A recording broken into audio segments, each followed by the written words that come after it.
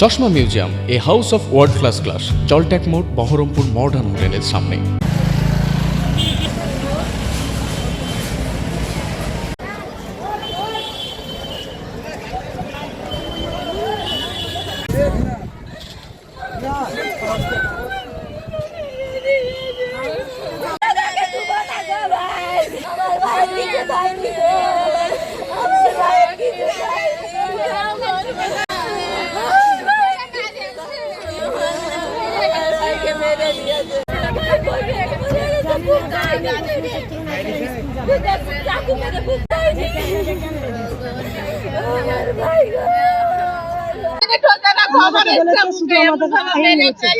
আমার দিদি আর আমি ছিলাম, বলেছে সাহিল মেরেছে।